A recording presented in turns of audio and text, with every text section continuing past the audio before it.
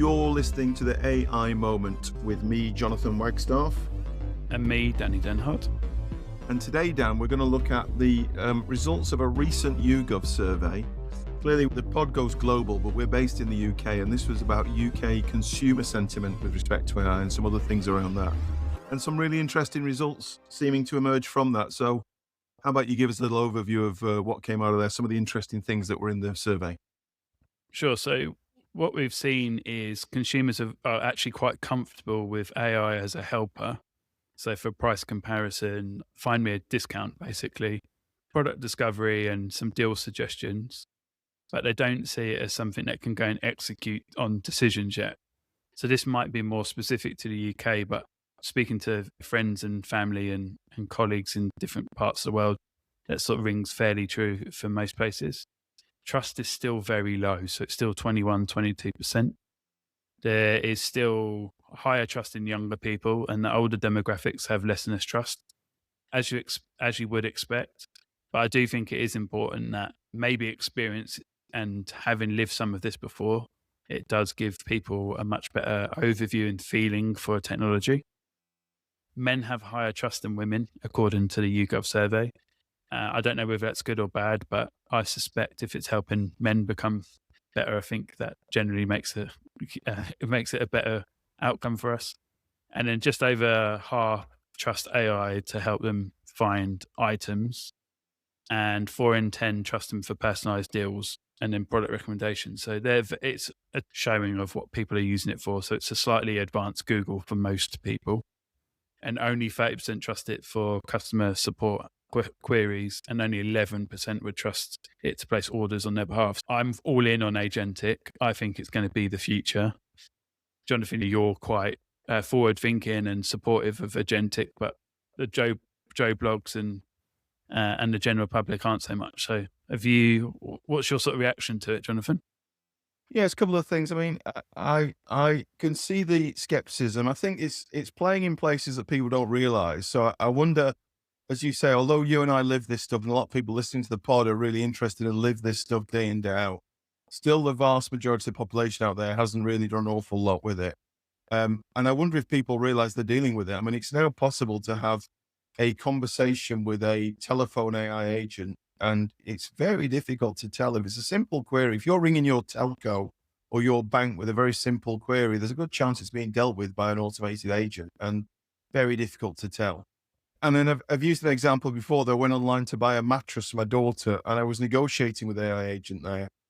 So, but again, it's difficult to tell. I think some of those things, people may not even know they're dealing with AI. But what I do think is happening is that, exactly as you said, I think the people are using AI to help find discount vouchers. They're having it help them find deals, compare options, but we're less comfortable with it telling us what to buy, and we're less comfortable with it going and buying in an automated way. So assistive AI, I think people are happier with, but persuasive AI, that people still want to feel in control. So as an overall, I think that's where we are. I think you're right. And it's interesting. The survey says men more than women. I'm kind of not surprised that young more than older, happy with it. That's true of technology throughout history. Probably not surprised that men more than women, although my own experience is 50-50 there. It's not, there's some practitioners on both men and women who are doing some extraordinary things there. So, no, interesting to get those results though. Yeah, I wonder, the more that we see these style of panel-based queries and feedbacks and studies, the more that we'll actually see what the Joe blogs, what the actual general public are using it for and then not using it for. Because I think what we see online is very much this is the future, you've got to do it now. And here's how so-and-so is using it for 100,000 different ways, and it's saving all this time. But unless it filters down to the general public, or the general public see it's going to help them, the trust is always going to stay low until, as we've said in many different pods before, until there are very specific use cases or entertainment cases that come in and replace standard behavior or ongoing behavior. So for me, it's a case of it's a really interesting sort of exposure of what is and isn't happening, and that it does go against some of what ChatGPT report said around the usage and conversation topics. that they had. Their seeking information, practical guide, and writing were ones that people used it a lot for. And obviously, there's some more work related. So there's tutoring was 10% of usage and things like that. And obviously, health we've talked around before. But editing and critiquing text and things like that are more work related things. So not a lot of that actually filters back to what the YouGov survey would suggest around finding discounts and savings and things like that. So it could either be more self-serving and more specific from ChatGPT, or it could actually be that the more that granular the questions, the better the insights that we get from the consumer use cases. I think it's it's back to our old friend trust. And if I look at the behaviors so far and the things we talked about, people love to use it to find discounts and discount vouchers. But why is that? Because that feels like it's helping you get ahead. That's helping you save money. I think the trust drops when the AI starts to feel like a salesperson rather than a helper. So I think one of the challenges we've talked about in other pods, and I think one of the challenges now is when AI starts to recommend which one you buy, or even position it and say, go buy this, you're starting to immediately think, is this unbiased? Is this sponsored? Who's benefiting from this transaction? And so the game changer, the way that people are going to work is that AI has to be positioned as an empowerment tool, not a persuasion tool. You have to feel like it's helping you do the transaction. It's not trying to sell you something. So back to why trust will become the defining currency of AI commerce, because it's got to help people make better decisions, not faster purchases. And I think some of the challenge at the moment is it's feeling like it's shoving products on you, which are not necessarily the best decision for you. The point you can get it where people really genuinely feel like it's helping them make a better buying decision, then bingo, you've cracked it. That's the absolute nub of the question for me.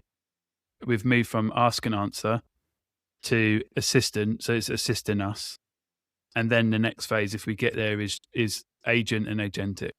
So I think where most people are at, the general public are ask and answer with it. Then I think where we're landing at the moment is people trying to use it as assistant. And then where a lot of companies are trying to force us to, and where we believe it's going, is more agent and agentic. So I definitely think if we were to summarize and give people an overview of where we're really at and truly at with AI usage based on consumer trust, I definitely still think we're ask and answer. We're not quite at assistant or nowhere near agentic, truly agentic yet. The 3 A's of the AI Moment podcast. There you go. The 3 A's of commerce. I'm glad you said it because I'm struggling to repeat it. I like it. Ask and answer, followed by assist, followed by agentic. And it's all AI. So lots of A's there. Very alliterative, 3-part mnemonic, when I can say it. Exactly. So Dan, what's the TLDR?